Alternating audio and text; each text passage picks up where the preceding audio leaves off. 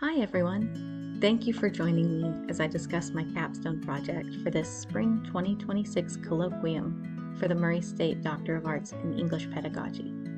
The project I'm presenting today is a research study titled Realities and Roadblocks, EFL Teacher Perspectives on Creating Student-Community Connections. I'd like to start by posing the question, if you're studying English, why not study in an English-speaking country? Of course, there are plenty of reasons why someone may choose not to, or simply not be able to. Common factors include the cost, anxiety about traveling abroad, wars and political conflicts, family obligations, and health concerns, along with many more. As we get started, here are some key terms you'll need to be familiar with as we discuss this topic. First, the difference between ESL and EFL.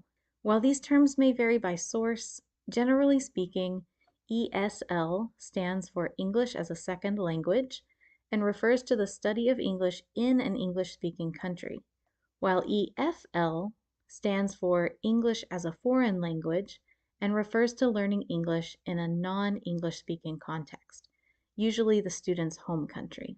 And second, an L1 is a person's primary or native language, while an L2 refers to the language being studied.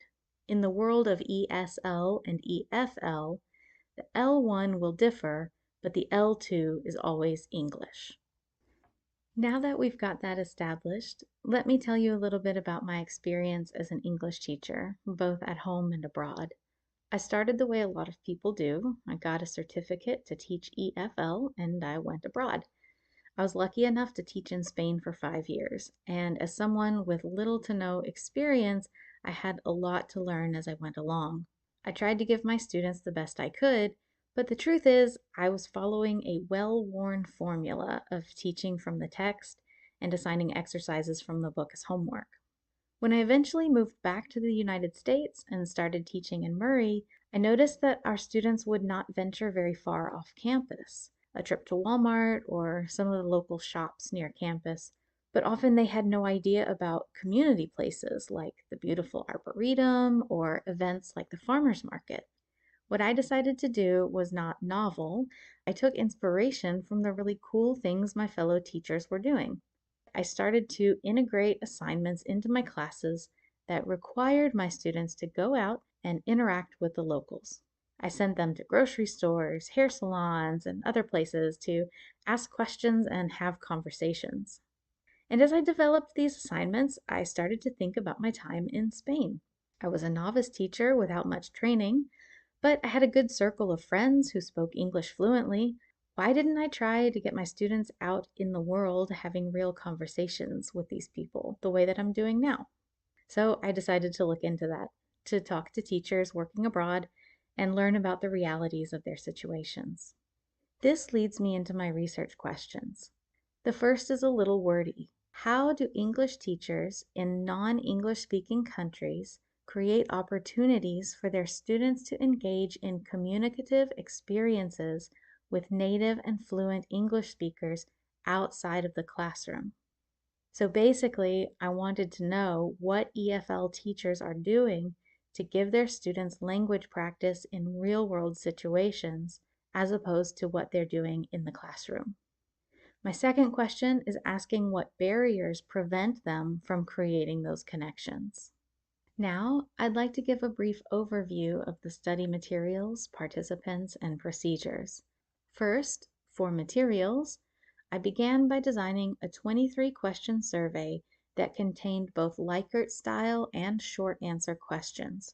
Some example statements that participants were asked to agree or disagree with include, my current city or town has a population of native or fluent English speakers, and I have connections to or am able to get in contact with native or fluent English speakers in my city or town. This survey was anonymous, but allowed participants to provide an email address if they were willing to participate in a follow-up interview. The follow-up interviews were semi-structured and based on the participants' survey responses. In terms of participants, the survey had 29 responses, with 8 people agreeing to a follow-up interview. Here's a chart that shows the demographics of respondents. I used the snowball sampling method, where I started with my own network and asked them to share with their contacts. It made sense that with this type of sampling, I had the most responses from Spain, where I have several contacts. And finally, I've basically already described most of the procedures.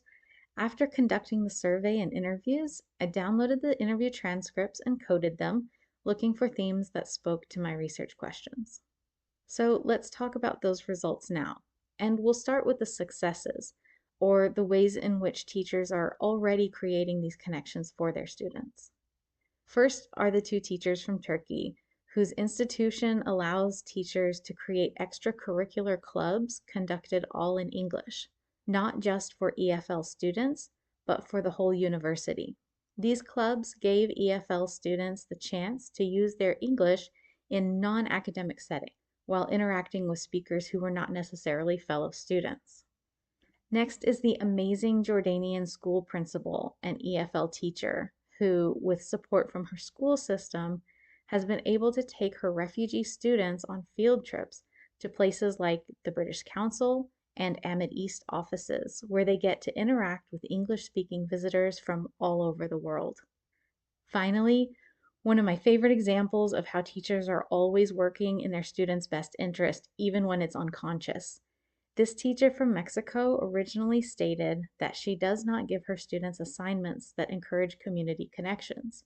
However, during the interview, she shared several examples of tasks that required her students to venture outside of their classrooms and find English-speaking students on campus to interview.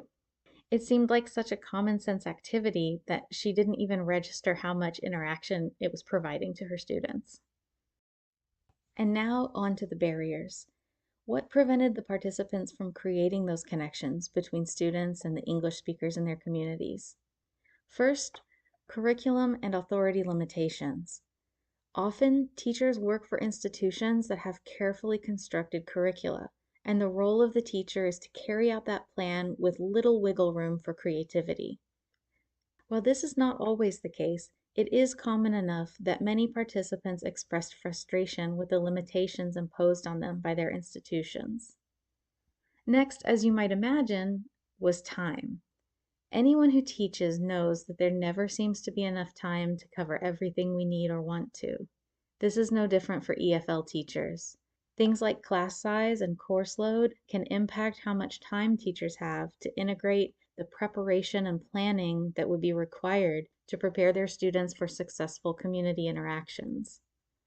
Additionally, the truism that time is money was reflected in at least two participants' answers.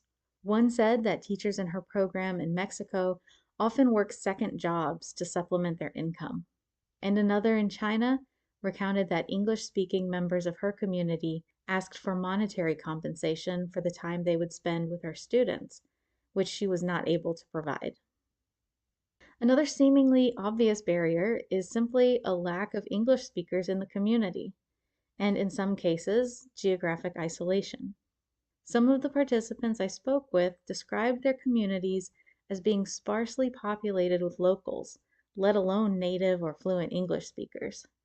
Others explained that even now, non-local populations have not recovered from the COVID-19 pandemic, which forced many people to return to their home countries. Cultural discouragement and perceptions of usefulness can also hinder teachers from getting students speaking outside of the classroom.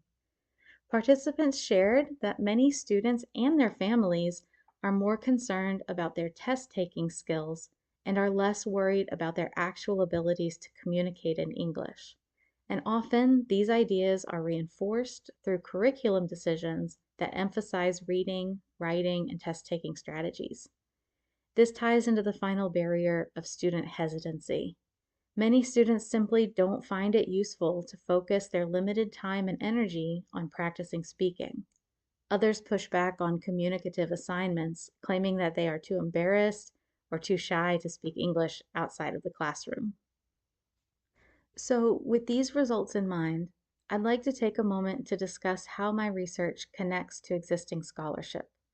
In 2018, Lowen and Sato wrote an article extensively reviewing and summarizing current research into the topic of interaction and language acquisition. Included in the study was the following quote regarding the amount of research currently available. Not many studies have examined naturally occurring L2 learner interactions outside of the classroom in L2 contexts, such as study abroad. Of course, such interaction with L1 speakers is generally not possible in a foreign language context where the L2 is not spoken in the wider society, although technology now allows L2 learners access to L1 speakers, which was previously not possible. From this quote, we can understand that researchers have basically accepted the fact that EFL students will never have the opportunity to interact spontaneously with native speakers of English, save for in virtual spaces. One of my goals with this project was to refute that idea, and I'll speak a bit more about how I think we can challenge this idea in just a moment. Next, there are clearly differences between studying a language in your home country versus a country where that language is the primary one being spoken. Sometimes these differences don't matter. For example, studies such as Dimitrov, and Al-Hashimi in 2018 show that learner motivation is relatively unchanged across the two scenarios. However, EFL contexts have the advantage that students and teachers can often communicate in the L1 until students are proficient enough to switch to full-time use of English. Then, of course, ESL settings have the very obvious advantage of being able to step outside of your door and be completely immersed in English. With my research, I explored how we might blur the line and bring some of the advantages of ESL into the EFL experience.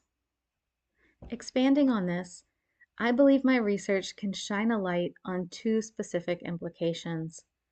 First, through my interviews, I discovered that many teachers are actively working towards this goal of getting students out and interacting with their communities in English, even though this work isn't often reflected in the existing research.